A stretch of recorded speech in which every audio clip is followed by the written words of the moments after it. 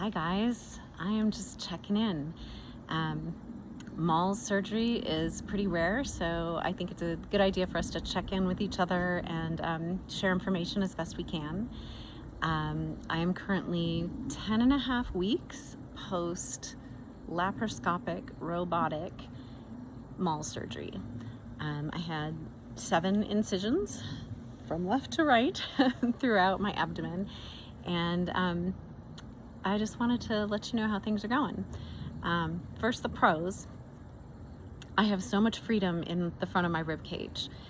For decades, I felt like I had a broomstick sort of going here to here, and it was twisting. The posterior part of that is still a little bit present, and I think there are other reasons for that. But the anterior part it just feels so much more free. I think that my tethered cord surgery helped pop up sort of the back of my rib cage, and this helped pop up the right. So in general, my rib cage just feels like, it's sort of this umbrella that's floating, which is how it's supposed to feel, I guess. So that has been lovely. I think I would enjoy that more if my POTS hadn't been so exacerbated, but I'll get into that later. We're in the pros now. The other is after eating, in those few minutes after eating, I used to often get a pain sort of right here under the sternal notch just to the right. I'm not getting that anymore. I am getting other pain usually an hour or two after eating, and it's still unclear at this point how much of that is SMAS, how much of that is maybe SIBO. There's been all sorts of GI stuff over the past several weeks, so I still don't know what it is. And I sometimes refer to this surgery as my anxiety-ectomy, and I think a lot of people have described this, but it's really hard to put into words. This feeling that, right at your solar plexus, that for years and years and years, there's been this little gut feeling that there's a fire somewhere. and your brain goes, no, there's no fire, and your solar plexus goes, there's definitely fire somewhere, where is it? And there's just this dialogue that goes back and forth, and you kind of have to constantly be self-regulating that, because we're told to trust our gut, and when your gut is constantly telling you there's something deeply, deeply wrong, it's hard to shut that down. It's just quiet. It's quiet. And it is such a bizarre feeling, and I'm enjoying it, but it's also a little bit disconcerting. That voice is just gone.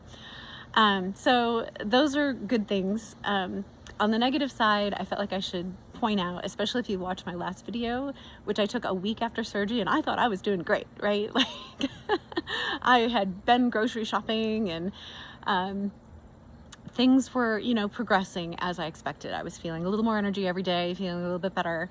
I just want to be real with you that like a week and a half after surgery, I hit a crash. And at this point, if you are disgusted by talk of bowel movements and poopy and whatnot, then just skip off right now. But this is a big part of this surgery, I think. After the surgery, after any surgery, I think you're told if you don't have a bowel movement for like 5 days that you should start getting concerned. And that was happening for me. I didn't really until day 7, and that was after a couple days of trying enemas and so forth. So it didn't surprise me when on day 8, 9, and 10 I had a little bit of diarrhea, because everything had been stopped up for a week. I was eating, maybe half the amount I normally eat. Definitely struggled with appetite, especially in the morning, but I was eating like a solid dinner and drinking quite a bit of water. So it surprised me when on the 4th day after that, I gradually just couldn't get out of bed. I had a headache, I had some diarrhea, I was nauseous, I felt absolutely awful. My body was just inconsolable. I tried anti-nausea meds, I tried all sorts of things, drinking water, whatever. Nothing would help. And I don't know to this day if I got like C. diff or if it was just a natural progression of how my body had been for the past week. Maybe I did a little bit too much the day before. I don't know, but I have some suggestions if this happens to you. One is I think I would have taken in more liquids if I'd had like a Camelback or some sort of water delivery system that didn't require me to like reach over to the nightstand, which seemed like a big deal when I was feeling that terrible. Just having it like right next to my mouth, I think I would have taken in more water. I think it's just so difficult when you're feeling that sick to even take sips, and I think I didn't take quite enough. The other thing is I think a lot of people aren't aware that in many, like especially bigger cities, there are now mobile urgent care units who will come and deliver you IV fluids if you need them. And it might have been wise for me to call someone like that. I mean, it's a judgment call. When I'm that dehydrated, I also don't want to have somebody playing around with my veins. But I think sometimes that is the right call. So I felt terrible that day, and then the following day I was a little bit better, but there was, really significant, like bad diarrhea. So again, don't know if it was C. diff. Could have just been like because of the way the week had gone. But then the following day I felt quite a bit better. I felt well enough to take my blood pressure and find the blood pressure cuff and then take it, and my blood pressure was very low. So I think I must have been incredibly hypotensive on that first day that I crashed. And getting to even the bathroom was lurching from furniture to furniture.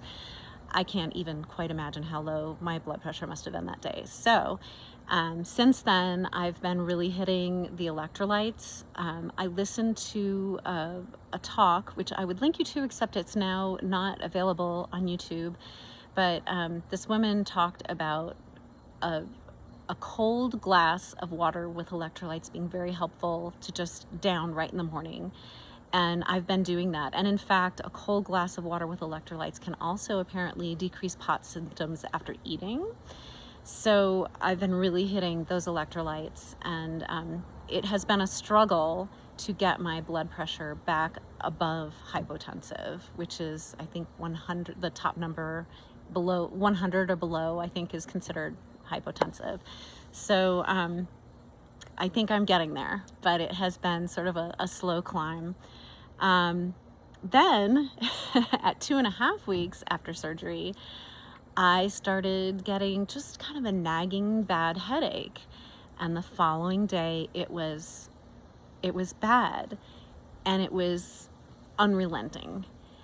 And I had a blood patch in March, a few months before the MALS surgery, and they had been warning us, they send you home with a medication to help with high pressure headaches.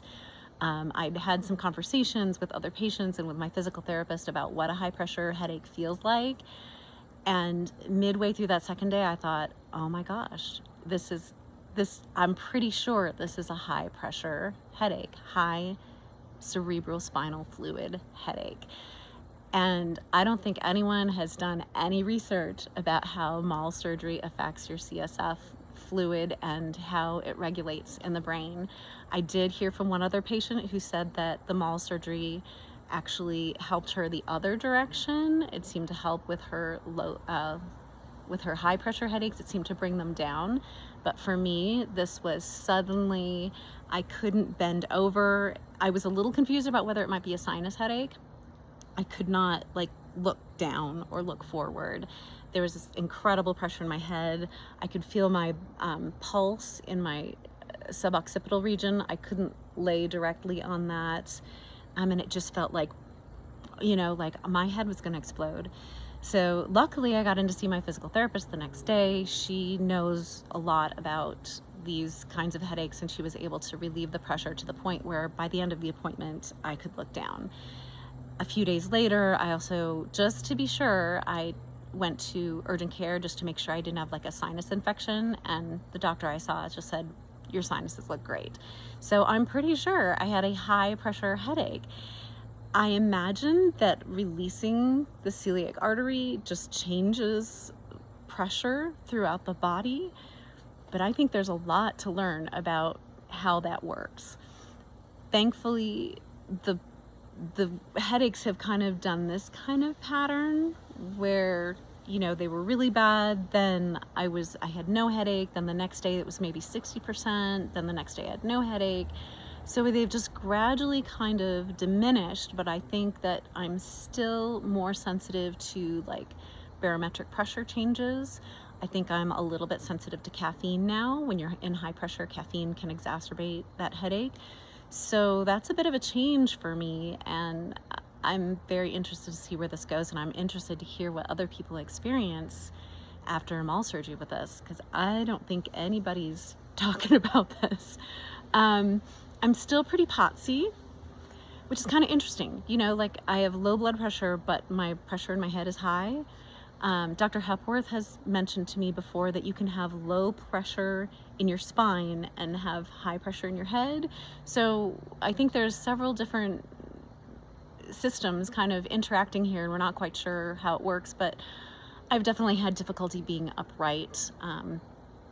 I did have last week, I had a 5-hour rehearsal and made it through that, but it was too much. Mostly at this point, I can be upright for maybe a couple hours and then I really do need to lay down. I was also part of a music festival last weekend. It was hot. I had to lug stuff. I think that was a little much. So just to give you an idea on timing, 10 weeks, that was 9-10 weeks. I don't think I would want to like return full-time to work at that point, especially if you do something physical. If you do something that where you're sitting down, maybe, yeah, sure. But still need I need a lot of downtime. I need a lot of horizontal time. I feel like my tummy, weirdly enough, even if I'm doing something that doesn't feel like it uses a lot of like abdominal muscles, my abdomen will hurt if I overexert. I'm walking, and it just feels like someone kind of punched me deeply in the gut. So I think that is still healing. I'm still getting my bowel and bladder function back. I've had several medications I've been relying on, some combination of Colace and Reglan and hyoscyamu. Reglan is a motility enhancer. Hyoscyamu is like an anticonvulsant, antispasmodic that helps keep you from getting like cramps on the way down. I daily take something called Colon Max, which has some type of magnesium in it that you often don't get in other things, and it has a combination of ingredients, and it has really helped regulate me over time. That plus another magnesium supplement. That has not been enough the past several weeks. I have really needed those extra things. For a while I was taking like half a Reglan every other day, to give you an idea, but I think other people, they're gonna need more. So that has taken, I feel like this system is not entirely online yet. In terms of the bladder, for the first several weeks, it would not function without me pressing on it. Like it would not empty unless I physically pressed on the area and kind of milked it.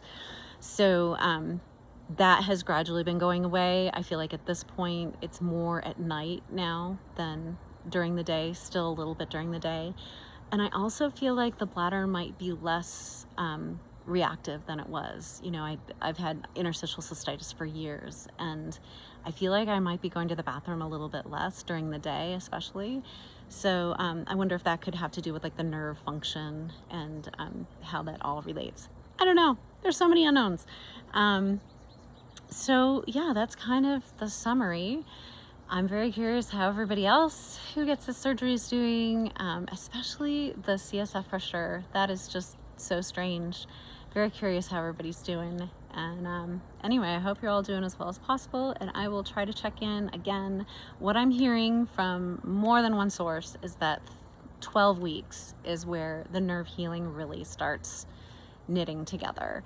So I'm looking very forward to that. It's a week and a half from today, and I'll try to post something then. Thanks.